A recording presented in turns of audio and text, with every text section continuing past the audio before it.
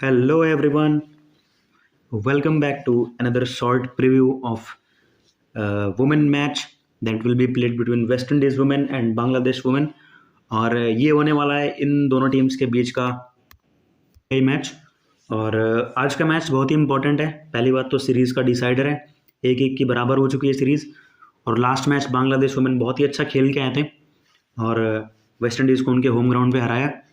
और जैसा कि मैंने बात करी थी, आप पिछला वाला वीडियो अगर देखेंगे जाके तो कि बांग्लादेश अच्छा कर सकता है उनके स्पिनर्स। और जैसा कि मैंने बोला था, यूज्ड विकेट अगर रहेगा तो वहाँ पे स्पिनर्स का गेम बनेगा। सेम चीज़ आज के लिए भी है। अगर विकेट यूज्ड रहता है तो वो पिच रिपोर्ट आपको देखनी पड़ेगी, या फिर अगर चाहते हैं कि मैं आपको दूं तो टेलीग्राम चैनल का लिंक डिस्क्रिप्शन में पोस्टेड रहेगा, आप वहाँ से ज्वाइन हो जाइए टेलीग्राम में, और मैं वहाँ पे आपको अपडेट कर दूंगा कि पिच कैसा है, फ्रेश विकेट है या फिर यूज्ड विकेट है। अगर यूज्ड विकेट रहेगा तो मतलब स्पिन टू विन, सीधा सा फॉर्मूला। और अगर फ्रेश ट्रैक रहता है तो थोड़ा सा बैटिंग फ्रेंडली हो जाता है वो, तो उस कंडीशन में आप बैटर्स को फेवर कर सकते हैं, थोड़े से बैटर पिक कर सकते हैं। वैसे यूजुअली वुमेन गेम में हमेशा आपको स्पिनर ही गेम में दिखेंगे, बॉलर्स डोमिनेट करते हुए दिखते हैं। और कुछ जो गिने चुने प्लेयर्स होती हैं बैटिंग सेक्शन या फिर ऑलराउंडर में, वही परफॉर्म करते हैं हमेशा।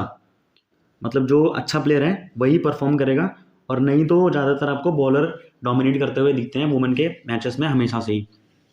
तो सेम हम वही एक्सपेक्ट करेंगे इस मैच में भी। आज का वेन्यू फिर से वही सेम स्टेडियम रहेगा, वार्नर पार्क, सेंट किट्स का स्टेडियम है। और स्पिन फ्रेंडली हमेशा से रहा है हिस्टोरिकली भी, तो स्पिन का गेम बनेगा। और स्पिनर्स को ही आप सीबीसी करके जाइए, अच्छे अच्छे स्पिनर आपको मिलेंगे दोनों टीम्स में। और लास्ट मैच में फेलियर के बाद एक ट्रम्प पिक जो इस मैच में बन सकती है, अगर स्पिन टू विन फिर से आता है गेम में तो आपके लिए ट्रम्प पिक वही फिर से काम करने वाली है जो मैंने लास्ट मैच में दिया था। तो उसके बारे में आगे बात करेंगे वीडियो में। हेड टू हेड में देखने की कोई ज़रूरत नहीं है, वेस्ट इंडीज़ स्ट्रॉन्ग टीम है, पर उनकी प्रॉब्लम पता क्या है? बैटिंग में डिपेंडेंट है पूरी तरीके से 4 प्लेयर्स के ऊपर, heli Matthew's, Devendra Dottin, शिमानी Campbell.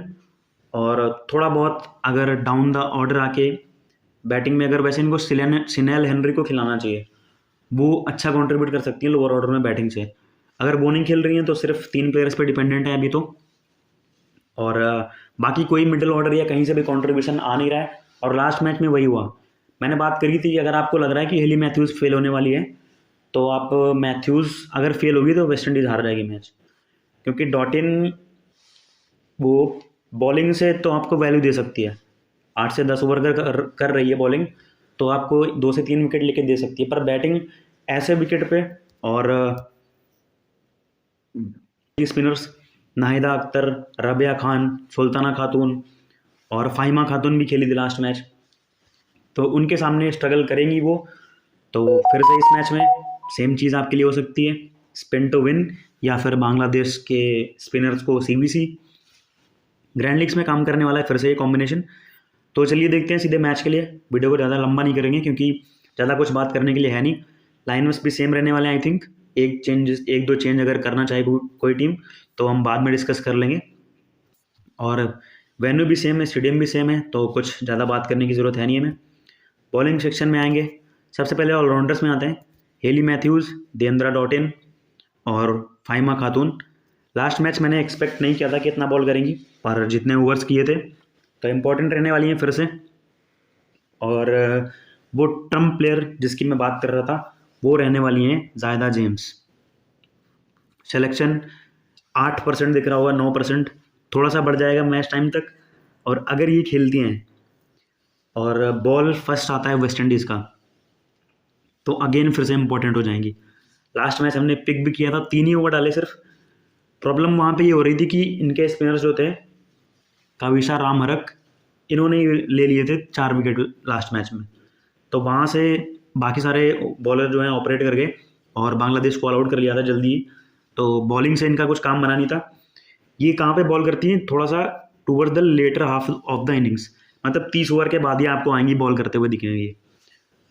तो वहाँ पे क्या होता है, अगर उससे पहले ही टीम के 7-8 विकेट चले गए तो फिर ये वेस्ट हो जाएंगी आपकी टीम में। और अगर वहाँ तक बांग्लादेश अच्छा खेल लेगी तो फिर लास्ट में आके ये 10 ओवर फिर डाल के जाएंगी, फिर लगातार बॉलिंग करेंगी, और विकेट भी यही लेके जाएंगी लास्ट में आके, क्योंकि 35 ओवर के बाद बॉलिंग करने आएंगी, 50 ओवर तक लगातार ये बॉलिंग कर देंगी, 7 से 8 ओवर कर देंगी, तो आराम से आपको 2 से 3 विकेट लेते हुए दिख सकती हैं। बाकी यहाँ पे फिक्स प्लेयर्स जो स्पिनर्स रहेंगे उनको नहीं ड्रॉप कर सकते हैं। नाहिदा अख्तर, एफी फ्लेचर, कविशा रामरख, रबिया खान, सुल्ताना खातून लास्ट मैच नहीं खेली थी, अगर खेलती है तो इम्पॉर्टेंट बन जाएगी सुल्ताना खातून और आसमानी मुनिसार, अगर ये खेलती है। वैसे तो मैं चाहूँगा कि जायदा जेम्स की जगह पे ये खेल जाए मुनिसार, क्योंकि जेम्स का ओवर कन्फर्म नहीं रहता है, ये फ्रंट लाइन स्पिनर है। अगर मुनिसार खेलेगी तो ये पक्का ओवर करेगी, तो ये बहुत ही अच्छा ट्रम्प पिक साबित हो सकती है हमारे लिए, स्मॉल लीग्स में भी, मल्टीप्लायर लीग्स में भी, और जिस किसी टाइप का भी कॉन्टेस्ट हम खेलते हैं वहाँ पे। तो ये चेंज, अगर लक अच्छा रहा हमारा, तो वेस्ट इंडीज़ ये चेंज करेगी और हम इसको लेके जाएंगे और 1 साइडेड विन करेंगे फिर से इस मैच में। तो वेट करते हैं। आलिया लेन वैल्यू मिल रही है, क्योंकि यहाँ पे आपको देखने को मिल रही है इनकी प्रीमियम ऑलराउंडर शनेल हेनरी, ये नहीं खेल रही हैं, नई बॉल से बॉल करती हैं, स्विंग कराती हैं और डेथ में भी बॉलिंग करती हैं। तो जब ये नहीं खेल रही हैं तो इनका पूरा रोल कौन कर रहा है? आलिया एलेन। तो हेनरी नहीं खेलती हैं तो एलेन फिर से इंपॉर्टेंट रहेंगी। अगर हेनरी खेल जाती हैं तो आप एलेन को डायरेक्टली ड्रॉप करके यहाँ से हेनरी को पिक कर लेंगे, डायरेक्ट स्वैप रहेगा ये। तो अभी के लिए एलेन को ले लेते हैं और लाइनअप के बाद देखेंगे कि कौन खेल रहा है और कौन नहीं खेल रहा है। बाकी कोई बॉलर यहाँ से ट्राइबल नहीं है, मुनिसार और खातून में जो खेलेगा वो ट्राइबल रहेगा। शोरना अख्तर बॉलर, मतलब अगर देखें तो बॉलर तो अच्छी हैं, लाइन लेंथ अच्छा है, विकेट्स भी मिलते हैं इनको, पर यूसेस नहीं मिलता इनको बांग्लादेश वुमेन की टीम में। और जब से निगर सुल्ताना ने मतलब कैप्टनसी लिया, आई थिंक इनका रोल बहुत ही कम हो गया है। जब एज ए यंगस्टर आई थी तो एक sensational right arm leg spinner थी और बैटिंग से भी कंट्रीब्यूट करती थी, पर अभी जब इतना रोल नहीं मिल रहा है तो हमारे लिए भी किसी काम की नहीं है। तो बैटिंग सेक्शन में आ जाएंगे क्वाना जोसेफ, बॉलिंग से भी ओवर कर सकती हैं, इसलिए आप नहीं ड्रॉप करना इनको। बाकी देखिए सारे एवरेज प्लेयर्स हैं।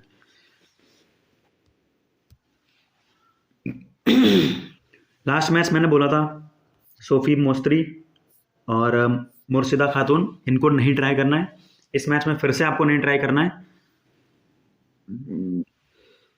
और अगर देखेंगे तो लास्ट मैच इनका देखिए, ड्रीम टीम में दोनों मैच में रही है, पर मैं नहीं मानता कि इनकी कोई वैल्यू है टीम में। आप लेंगे, फ्लॉप हो गई तो आपका सीधे सीधे एक प्लेयर वेस्ट हो जाएगा, उसकी जगह पे जो आप बॉलर या ऑलराउंडर ले सकते थे, या फिर ऐसा प्लेयर जो इसकी फैंटेसी वैल्यू ज़्यादा है पॉइंट्स के मामले में।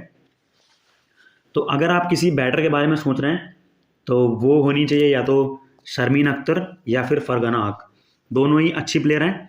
और फरगना हक बहुत ही एक्सपीरियंस प्लेयर है बांग्लादेश वुमेन के लिए, बहुत टाइम से खेल रही हैं, काफ़ी टाइम से, तो अच्छा खासा एक्सपीरियंस है। तो अगर ट्राई करना है आपको तो शर्मीन अख्तर या फिर फरगना हक, इन दोनों में ट्राई करिए, बाकी किसी को मत ट्राई करना बैटिंग सेक्शन में, क्वाना जोसेफ को ही लेके जाइए। यहाँ पे आएंगे विकेट कीपिंग सेक्शन में, 2 पिक हमारे पास बच रही हैं अभी के लिए, तो वो मैं 2 यही लेके जाऊँगा, शिमानी कैम्बेल और निगर सुल्ताना, दोनों ही मतलब कीपिंग करेंगी, विकेट कीपिंग के पॉइंट्स आपको मिल जाएंगे दोनों से। और सबसे इम्पॉर्टेंट बात, दोनों ही टेक्निकली सॉलिड स्टेडी प्लेयर जो इनिंग को एंकर करने के लिए आती हैं, वेस्ट इंडीज़ वुमेन के लिए भी इंपॉर्टेंट है। और निगर सुल्ताना लास्ट मैच में आपने देख लिया होगा, कोई नहीं पिक कर रहा था इनको, और हमने पिक किया था, 50% से भी नीचे सिलेक्शन ड्रॉप हो गया था, पर हमने इनको बैक किया था और 68 रन्स करके गई थी, जो कि 68 रन्स बहुत होते हैं एक वुमेन क्रिकेट में, मतलब किसी प्लेयर के हिसाब से, तो अच्छी खासी वैल्यू आपको दे के जाएंगी। तो ये कुछ ऐसा बेसिक सा टीम रहेगा, पर वुमेन क्रिकेट में यही बात होती है, ज़्यादा सा जो रिस्क लेके ज़्यादा स्मार्ट बनने की कोशिश करते हैं वो हार जाते हैं, इवेंचुअली वो लूजिंग साइड पे एंड करते हैं। तो ज़्यादा स्मार्ट बनने की ज़रूरत नहीं है, वुमेन क्रिकेट का बेसिक रूल यही है कि बेसिक्स को फॉलो करिए, और जो चीज़ें जिसकी वैल्यू ज़्यादा है गेम में उसके साथ जाइए आप। तो हमने वही किया है अभी तक, और 2 मैचेस अच्छे खेले हमने, तो इस मैच में भी हम अच्छे परफॉर्मेंस की उम्मीद करते हैं। तो ये कुछ ऐसा टीम रहने वाला है। अब यहाँ पे देखो CBC के लिए आपके लिए directly choice Hayley Matthews, last match flop हुई थी, पर मैं नहीं मानता कि हर मैच फ्लॉप होंगी, ऐसी प्लेयर ही नहीं है, वर्ल्ड क्लास प्लेयर हैं, ऑलराउंडर हैं, तो आपके लिए डायरेक्टली CBC की चॉइस। दूसरी दियंद्रा डॉटिन, और तीसरी हो जाएंगी एफी फ्लेचर। 2 मैच में मैंने इनके बारे में बात कर चुका हूँ, हो सकता है आज ही वो मैच हो जिसमें 2 से 3 विकेट लेके जाएं, तो वाइस कैप्टन की अच्छी चॉइस हो सकती हैं। वेस्ट इंडीज़ की साइड से ये मेरे 3 प्लेयर्स रहेंगे सीबीसी के चॉइस के लिए। देखो कविशा रामरक, अगर इनकी बात करें तो लास्ट मैच में 4 विकेट लेके आई है, पर इनके बारे में एक बात बता दूं, ये जब भी विकेट लेंगी तो 3 से 4 मतलब मिनिमम 2 विकेट तो लेंगे ही लेंगे, नहीं तो विकेटलेस हो जाती हैं। तो जब विकेटलेस हो जाती हैं तो उस कंडीशन में आप वन साइडेड गेम से बाहर हो जाएंगे। तो इससे अच्छा आप ऐसे प्लेयर्स को गेम में रखिए जो फैंटेसी वैल्यू लेके आते हैं आपकी टीम में। भले ही आपको ग्रैंड लीग्स में ट्राई करना है तो रामरक और ऐसे प्लेयर्स को ट्राई करिए, क्वाना जोसेफ। बाकी स्मॉल लीग में वही चीज़ मैंने बात करी, ज़्यादा स्मार्ट बनने की ज़रूरत नहीं है, बेसिक्स को फॉलो करना है और उसी के पे स्टिक करेंगे। और बांग्लादेश की तरफ से अगर बात करेंगे तो Nahida Akhtar best captain vice captain, और रबिया खान के साथ इनको आप पेयर में कर सकते हैं सीबीसी, अगर आपको लगता है कि फिर से हेली मैथ्यूज फ्लॉप होने वाली है। देखो हेली मैथ्यूज फ्लॉप होगी तो वेस्ट इंडीज़ मैच हार जाएगी, ये गारंटीड मैं बोल सकता हूँ। और मैथ्यूज के फ्लॉप होने के बाद बांग्लादेश के पूरे चांसेस हैं मैच जीतने के। तो उस कंडीशन में ये दोनों बॉलर्स डोमिनेट करके जाएंगी पूरी वेस्ट इंडीज़ के बैटिंग लाइनअप को, और इनको पेयर में सीबीसी कर सकते हैं। अब देखिए कि आप ऐसे कॉम्बिनेशन बना सकते हैं ग्रैंड लीग्स में, हेली मैथ्यूज के साथ नाहिदा अख्तर को सीबीसी कर दीजिए। दूसरी चीज़, हेली मैथ्यूज के साथ देवेंद्र डॉटिन बेसिक रहेगा, पर ग्रैंड लीग्स में क्या करते हैं लोग, सोचते हैं कि जो कम सिलेक्शन वाला है उसको सीबीसी करेंगे। आप प्लेयर कम सिलेक्शन वाले लेके जाइए और captain vice captain high selected करिए। अगर आपको लग रहा है वेस्ट इंडीज़ मैच जीतने वाली है तो हेली मैथ्यूज और देवेंद्र डॉटिन, इनके अलावा उनको मैच कोई जिता नहीं सकता है, तो यही आपके ड्रीम टीम के भी सीबीसी होंगे उस कंडीशन में। तो ये कॉम्बिनेशन अच्छा रहेगा। और दूसरी चीज़, एफी फ्लेचर और इनका नाहिदा अख्तर, ये कॉम्बिनेशन ग्रैंड लीग्स में बहुत ही डेडली हो सकता है, आज मेरे हिसाब से ऐसा लग रहा है, क्योंकि एफी फ्लेचर अगर वेस्ट इंडीज़ की बॉल फर्स्ट आती है तो उस कंडीशन में मुझे ऐसा लग रहा है, लास्ट मैच मैंने रामरक का बोला था, इस मैच में एफी फ्लेचर 2 से 3 विकेट आपको लेते हुए दिख सकती हैं, तो ये वीसी की अच्छी चॉइस रहेंगी। उस कंडीशन में आप कैप्टन नाहिदा अख्तर को कर दीजिए, क्योंकि अगर गलती से भी हेली मैथ्यूज फ्लॉप हो गई ना तो फिर ये कॉम्बिनेशन आपके लिए बहुत ही मतलब अच्छा वर्क कर जाएगा। क्योंकि हेली मैथ्यूज अगर बैटिंग से फ्लॉप हो गई तो नाहिदा अख्तर आपको 2 से 3 विकेट, प्लस नाहिदा अख्तर अगर बैट फर्स्ट करती हैं तो ये बैटिंग करने भी आएंगी, और बैटिंग भी अच्छी खासी बैटिंग करती हैं भाई, 20-30 रन अगर कर दिए तो आपका काम हो जाएगा ग्रैंड लीग्स में। तो ये कुछ कॉम्बिनेशन ऐसे आप ट्राई कर सकते हैं। और प्लेयर्स की अगर कुछ बात करें जिनको ट्राई कर सकते हैं आप, तो वो ग्रैंड लीग्स में ट्राइबल प्लेयर्स फरगाना हक, शर्मीन अख्तर, ये दोनों रहेंगे। और इधर से बात करेंगे तो जायदा जेम्स खेलती हैं, तो मैंने बात करी है पहले भी, आसमानी मुनिसार खेलती हैं, सुल्ताना खातून अगर खेलती हैं तो ये भी ट्राइबल रहेंगी। और बाकी और कोई नहीं, बाकी सारे बेसिक प्लेयर ही हैं। और सोरना अख्तर, अगर आपको लगता है कि मतलब कोई भी एक नॉनसेंस पिक कि कोई भी सेंस नहीं बन रहा है इनको लेने का, वैल्यू मिल नहीं रही है, टीम नहीं ट्रस्ट कर रही है उतना कि क्रंच सिचुएशंस में ऐसे जो मैजिकल मोमेंट्स होते हैं वहाँ पे बैटिंग करा दो इनको, या फिर बॉलिंग दे दो वहाँ पे, तो वो जब नहीं ट्रस्ट कर रहे हैं तो आप इनको ऐसे ही out of the box trust करके चले जाइए उस टीम में पिक करके, तो हो सकता है वर्क कर जाए ग्रैंड लीग्स में, क्योंकि ग्रैंड लीग्स ऐसे ही जीती जाती हैं, जो कोई ना सोच रहा हो वो आप सोच के जाइए। तो ये ग्रैंड लीग्स की अच्छी पिक्स रहेंगी कुछ। और इसमें से मैं अगर ऑर्डर वाइज दूँ तो मुनिसार अगर खेलती हैं तो सबसे अच्छी, बहुत अच्छी फॉर्म में है, ये फर्स्ट प्रायोरिटी रहेगी। सुल्ताना खातून खेलती हैं, सेकंड प्रायोरिटी रहेगी। और थर्ड प्रायोरिटी पे जायदा जेम्स। इन दोनों को आप एक साथ नहीं लेके जा सकते हैं, दो में से एक को ही ट्राई करिएगा। मल्टीपल टीम्स ग्रैंड लीग्स में बना रहे हैं तो एक में एक को ले लीजिए, दूसरे को ड्रॉप, किसी में फरगाना ले लिया, किसी में शर्मीन अख्तर ले लिया, अलग अलग। तो इसको मैं फोर्थ पे और इनको फिफ्थ प्रायोरिटी पे रखूँगा। और यही ग्रैंड लीग्स की ऐसे कुछ पिक होने वाली हैं। बाकी सीवीसी मैंने डिस्कस कर दिए हैं, कॉम्बिनेशन 3 से 4 प्लेयर बन रहे हैं ग्रैंड लीग्स में कैप्टन वाइस कैप्टन के, उनके अलावा मत ट्राई करिएगा क्योंकि स्ट्रेट फॉरवर्ड मैच है और बांग्लादेश के लिए बहुत ही इंपॉर्टेंट मैच है। और एक और चीज़ इंपॉर्टेंट है, फैक्ट इस मैच से रिलेटेड है जो बता दूं, कि अगर बांग्लादेश आज ये मैच जीती है तो वो डायरेक्टली वुमेन वर्ल्ड कप, जो ओडीआई वर्ल्ड कप है, उसके लिए डायरेक्टली क्वालिफाई हो जाएंगे, उनको क्वालिफायर्स नहीं खेलने पड़ेंगे। तो बहुत ही इंपॉर्टेंट मैच है, too much on the line, और वैसे ही परफॉर्म करते हुए दिख सकती हैं, मतलब हार्ट एंड सोल पूरा आएगा ग्राउंड पे उनका। और उस कंडीशन में इनकी लीडर आपको दिखेंगे नाहिदा अख्तर, राबिया खान, फाहिमा खातून। ये बांग्लादेश की तरफ से सबसे इंपॉर्टेंट प्लेयर्स रहने वाली हैं अगर उनको जीतना है आज के मैच में। और एक और प्लेयर निगर सुल्ताना। तो ये रहेंगे इनके लीडर्स इस मैच में, अगर इनको जीतना है तो इनको परफॉर्म करना ही पड़ेगा। और पता नहीं ऐसा मुझे क्यों लग रहा है कि हेली मैथ्यूज अगर फ्लॉप, वैसे चांसेस अगर देखो वेस्ट इंडीज़ की पहले बॉलिंग आती है या फिर वो पहले बॉलिंग लेते हैं तो बांग्लादेश के कम चांसेस हैं जीतने के। और अगर वेस्ट इंडीज़ की मतलब पहले बैटिंग आ जाती है तो ज़्यादा चांसेस उनके फ्लॉप होने के, क्योंकि मैथ्यूज़ के दिमाग में ये भी रहेगा कि रन भी स्कोर करने हैं और टारगेट सेट करना है। तो उस कंडीशन में वो आउट हो सकती है अगर अंडर प्रेशर, तो पूरी टीम बिखर जाएगी। पर अगर सेकंड इनिंग में बैटिंग आती है तो मैथ्यूज़ को पता रहेगा कि क्या टारगेट है मेरे सामने, तो वो उस हिसाब से मैनेज कर लेगी। और वुमेन क्रिकेट में भाई ऐसा होता है कि अगर तुम आउट नहीं होना चाहते ना तो तुमको आउट नहीं कर सकता कोई।